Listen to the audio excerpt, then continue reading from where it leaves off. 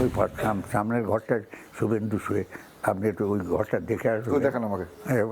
চলুন না, এটা শুভেন্দুর ঘর, এই ছোট ঘরটা? এই ছোট ঘরটা দেখাবো।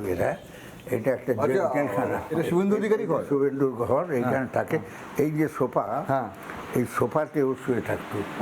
আর এইটা এই জানলা পরে আমি কেটেছি। আচ্ছা, সব সিল করা ছিল। এখানে শুভেন্দু অধিকারী এখানে শোয়, এখানে খায়, এইখানে শুয়ে থাকতো, খাটে উঠতো না।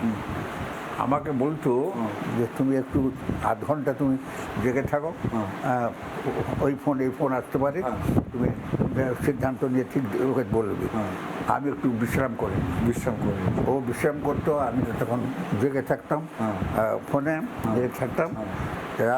আসতো, তার মাস্টারটাকে দিয়ে দিতাম, আবার উঠে পড়ে আবার।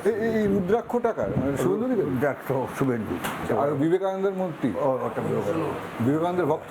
হ্যাঁ, বিবেকানন্দ ভক্ত। ও তো এখানেও তো আছে বিবেকানন্দ, সারদামণি। হ্যাঁ, সব আছে, অন্য কিছু নেই। এই যে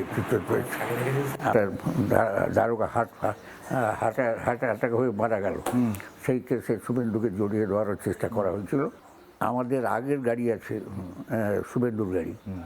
শুভেন্দুর গাড়িকে টার্গেট করে গুলি ছুঁড়লো, ওই টেকালি ব্রিজের কাছাকাছি ছুড়লো। সেই গুলিটা এসে আমার গাড়ির, যাতে আমি এবং মমতা ছিলাম, আমাদের পাদানিতে পড়লো, শুভেন্দুকে লাগলো না। টার্গেট করে প্রথমে ছিল শুভেন্দুর গাড়ি, প্রথম শুভেন্দু, তারপরে আমার গাড়ি, এবং সেই গাড়িতে মমতা। আচ্ছা, কে ছিল সামনে? কে ছিল? মমতা না আপনি ছিলেন? না, আমি সাইডে বসতে, ওকে সাইডে বসতে দিইনি। গোটা একটা পড়লো আমার গাড়ি পাদানিতে। আমার মারুতি জিপসি ছিল, না বলেরো গাড়ি। তা ওরা জানে যে শুভেন্দুকে লেগে গেছে, শুভেন্দু মারা গেছে। আমার মারুতি জিপসি গাড়ি একটা ছিল, খুব ইতিহাস প্রসিদ্ধ যুদ্ধ। সভাধিপতি ছিল আমাদের, নামটা হচ্ছে ভুলে যাচ্ছি, বেটে মতো লোকটা সভাধিপতি ছিল, খুব প্রেস ফ্রেন্ড ছিল। প্রেসদের সব ফলের জুস টুস খাওয়াতো, করতো। বলছে বসুন না, একটা ভালো খবর পাবেন এখন। ও বলছে মানে সব জানে ম্যাডাম? হ্যাঁ, ওরা প্ল্যান করেছে সব। শুভেন্দু যাচ্ছে, মারুতি জিপসি গাড়ি আমার, কপাল জোর আমার জিপসি গাড়িতে বসে যাচ্ছে আর কি। ড্রাইভার ও নিজে, আর কেউ নেই সঙ্গে।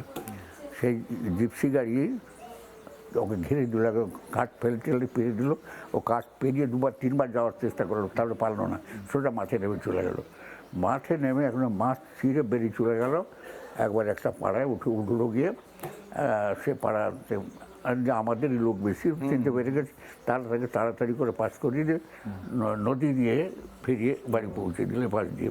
প্রেসকে বলছে, সে ভেবেছে মেরে ফেলেছে। ও একবারে মাঠে চলে গেল সুন্দর করে, একবারে জিপসিতে করে। একবারে আমাদের কোদাল থাকতো জিপসিতে, ঝুড়ি থাকতো, আল কেটে বেরিয়ে চলে যেত, সব আল কেটে কেটে বেরিয়ে চলে যেত একবারে। আরেকদিন আমার সামনে ওর গাড়িটা, ও পিছনের গাড়ি আছে, আমি সামনে আছি, 3 তলার উপর থেকে টার্গেট করেছে রিভলভার, একবার রাইফেলগুলো একেবারে। তারপর আমাকে নিচে চায়ের দোকানদার একটা মহিলা, সে ইশারা করছে, আঙুল দেখে দিচ্ছে, আঙুল দিয়ে দেখাচ্ছে। আমি গাড়িটা স্লো করে আমি তাকিয়ে দিলাম, হ্যাঁ, বুঝতে পারলাম। সঙ্গে সঙ্গে আমি ফোন করে তাকে বললাম ব্যাক করে চলে যাও, একদম আসার দরকার নেই, এখন যেদিকে পারো ঢুকে যাও গ্রামের দিকে, ওখানে একদম আসবে না।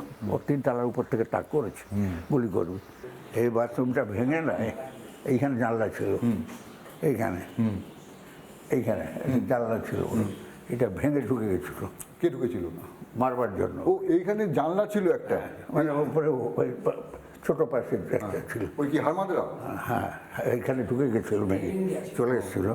এই যে আমার ছোটোটা এখন যে এমপি হয়েছে শুভেন্দু, ও দুর্ধর্ষ শক্তি, ও বাই নেমে পড়েছে, কে ধরে নিয়েছে কি একদম, করছে, মরে যেত তখন। আমি তাকে বললাম পুলিশ ডাকতে, ছেড়ে দাও। এই সিঁড়ি দিয়ে উঠে চলে এসেছিল, অত দূর চলে এসেছিল ছুরি। আচ্ছা, হ্যাঁ, এই ভয়ঙ্কর কেস তো, ভয়ঙ্কর। শুভেন্দুকে অ্যারেস্ট করার জন্য 350 ফোর্স নিয়ে জড়ো হয়েছে, উঠছে। তা এইখানে আমি আর শুভেন্দু বসে আছি। আমি বলছি, বাবা কী করবো, পালিয়ে যাবো, আমি যাবি কোথায়? যে ধরা পড়ে যাবে চুপ করে বসতে হবে। আমি অ্যালসেশিয়ান কুকুরটা এত বড় কুকুরটা হ্যাঁ ওটাকে নিয়ে গিয়ে আমি ওই পাশে সিঁড়ি গিয়ে ওরা ঢুকছে আচ্ছা আমি অ্যালসেশিয়ান কুকুরটাকে একটা করে ছেড়ে দিল বলি আর লম্বা দারোগা সব খায় সব উল্টে পড়ে যাচ্ছে তো কাজ শেষ পালিয়ে গেল 350 ফুট। নানা ধরনের কন্টেন্ট দেখার জন্য লাইক করুন, শেয়ার করুন আমাদের ফেসবুক পেজ, সাবস্ক্রাইব করুন আমাদের ইউটিউব চ্যানেল। পাশাপাশি অন্যান্য ব্রেকিং নিউজের জন্য অবশ্যই চোখ রাখুন রিপাবলিক বাংলায়।